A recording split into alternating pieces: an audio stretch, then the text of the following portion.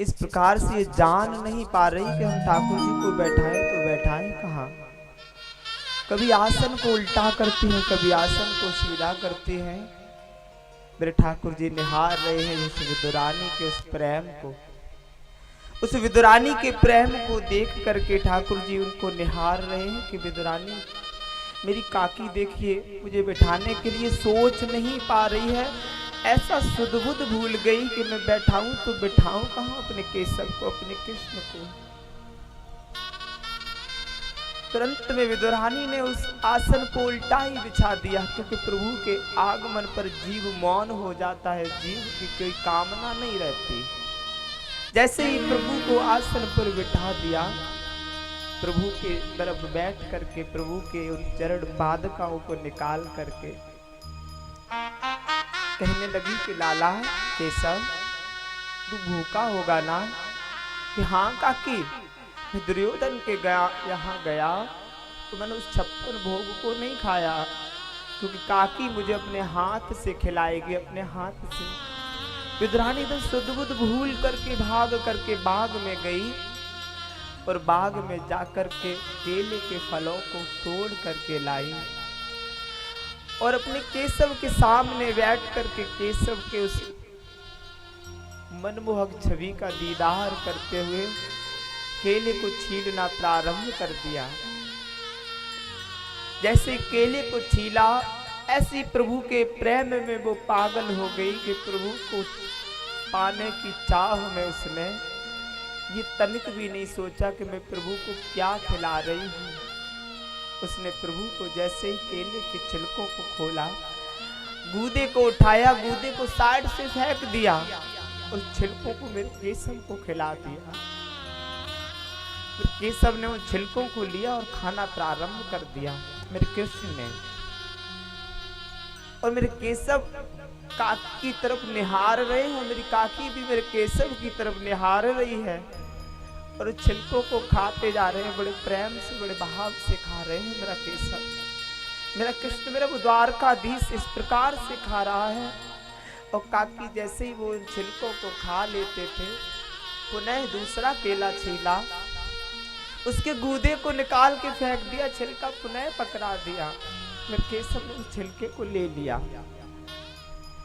और केशव ने उस छिलके को लेकर के पुनः खाना प्रारंभ कर दिया। ऐसे लगातार प्रभु के दीदार करती हुई उस विदुरानी ने प्रभु के केले को छिलकों को खिला दिया। खिलाते खिलाते उस प्रभु को भी इस बात का यकीन नहीं, उस प्रभु को भी इस बात का नहीं कि मुझे क्या खिलाया जा रहा है। केवल भक्त के उस प्रेम को देख करके प्रभु भी अपने भाव में खो गया। और वो भक्त तो खो ही गया प्रभु को पाने के उस भाव में, लेकिन प्रभु भी भक्त के प्रेम में खो गया कि मुझे क्या खिलाया जा रहा है। तो छिलकों को खिला दिया प्रभु को। जैसे विदुर जी बाजार से जैसे आते हैं, प्रवेश करते हैं घर में, और जैसे देखते हैं ना कि विदुरानी ठाकुर जी के सामने बैठी तो केलों को छील रही हो, खिला रही हो। जैसे ही देखा जाकर के गूदों को फेंक दिया, छिलके खिलाए जा रही है, खिलाए जा रही है। विदुरानी को हिलाया, विदुरानी कि क्या कर रही है? मेरे केशव को तूने केले के छिलकों को खिला दिया, गूदा फेंक दिया तूने, इतना बड़ा पाप किया। इतने बड़े पाप से कैसे उबरेंगे हम? जो प्रभु को आया, मेरा प्रभु मेरे घर आया, तूने केले के छिलकों को खिला दिया। विदुरानी ने जैसे केले के फलों को देखा, प्रभु को तरफ एक तक निहारते हुए बोली कि मुझे गलती हो गई, प्रभु माफ करना। विदुर जी ने अपने माखन मिश्री को लाकर के प्रभु को दिया, खिलो, इनको खाओ, आप इनको ग्रहण करो, भूल हो गई मेरी विदुरानी से, इनको खाओ। तो स्वामी प्रभु ने उन माखन मिश्री को साइड से कर दिया और तुरंत कहने लगे, हे काका, आपके इस माखन मिश्री में वो भाव नहीं है, वो स्वाद नहीं है जो स्वाद मेरी काकी के फलों में है, इन छिलकों में है।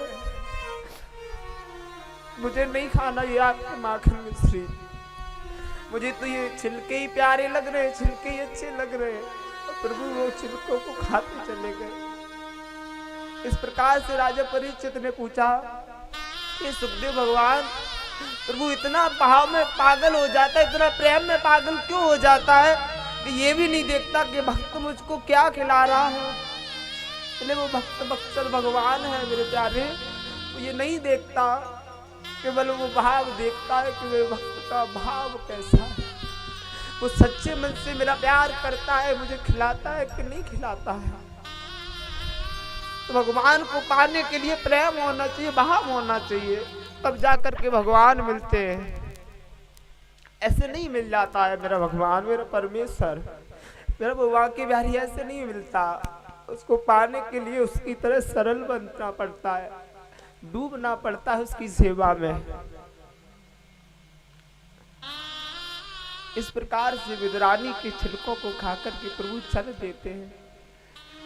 उधर राजा परीक्षित